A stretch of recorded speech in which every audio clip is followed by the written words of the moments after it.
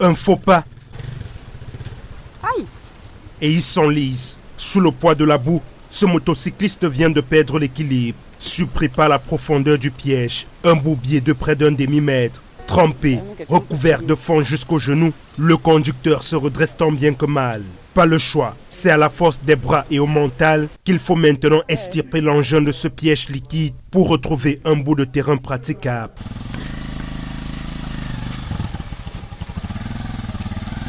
Sur ce chemin défoncé, qui n'est plus qu'une succession de bourbiers géants et de lacs d'eau stagnante, la piste est devenue tellement impraticable qu'ici même, les motos doivent débarquer leurs passagers pour espérer franchir l'obstacle. C'est vraiment très compliqué. Quand on arrive dans des endroits comme ceci, on est obligé de descendre les passagers et pousser les motos. Quand on a la charge, c'est très compliqué. Nous sommes sur la route nationale numéro 16, Lumkumba-Mbok et Kondotiti. Sur la section Lumkumba, les conducteurs doivent avoir une parfaite maîtrise du volant ou du guidon face aux dangers qui planent. Car sur ce trajet, il n'y a pas d'échappatoire. C'est l'unique route qui relie Lum dans le littoral à Kumba dans le sud-ouest. La route, pardon, on nous voit quand même. On a oublié la route Kumba-Lum, Kumba-Etam, que le gouvernement voit ce qu'il peut faire. C'est pénible, c'est pas facile. Depuis hier, peut-être il n'y a aucun camion qui a passé ici. Il n'y a pas moyen que le benzineur qui cherche à forcer la route. Pour se rendre à Tombel, un arrondissement situé dans le coupé Manengumba, à une trentaine de kilomètres de Lum, il faut désormais dépenser une fortune. Autrefois fixé à 1500 francs, le coût du transport est aujourd'hui passé à 5000 francs CFA. Apparemment, il y a même les passagers que nous transportons. Les passagers sont en train de fuir la route pour aller contourner par Bekoko Boya pour pouvoir atterrir à Kumba. Pour le moment, ici, sur la route, le passager pour le moment négocie à 4 000, 4 500, 5 000. Donc le tarif qu'il faut même normalement, Lum Kumba, c'est 5 000. Donc quand il n'y a pas de la boue, c'est 4 000. Maintenant, le passager paye presque le double de 4 000. Donc on fait le prix x2.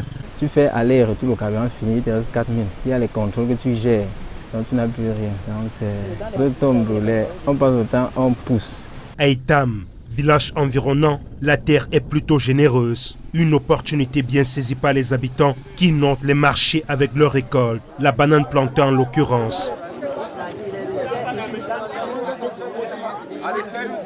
Cependant, une épineuse équation demeure. Transporter cette denrée vers la ville.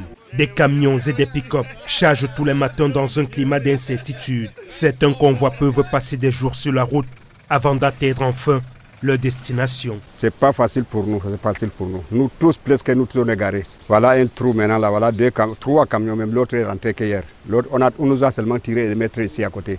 On est en train d'arranger. L'autre a le problème des moteurs. Moi aussi j'ai le problème des ponts arrière. Autre village, autre réalité.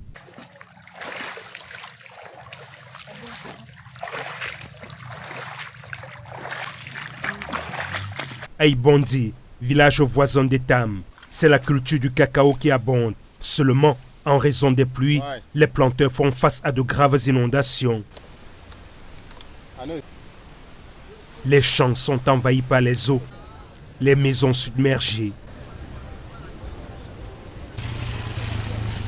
Certains habitants ont même dû abandonner leur domicile. On a beaucoup perdu de choses. Les cacao, on n'arrive même pas à traiter à cause de l'eau.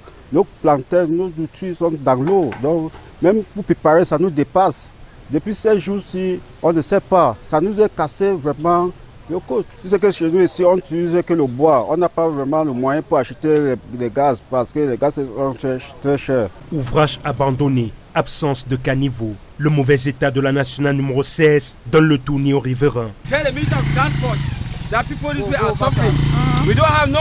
Si les travaux sont en cours d'exécution sur la section Kumba et Kondotiti depuis 2022, la lenteur du chantier exaspère les élus locaux. I live the situation. I live it because I see it, because I'm part of the situation.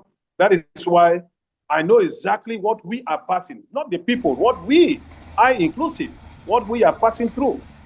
Yes, because I'm not different from the people. I'm part of that community that is suffering, the people of Ndian Division. This is something that has to be known by the people. It has to be known by the Cameroonian people that Ndian Division has been isolated in terms of road construction.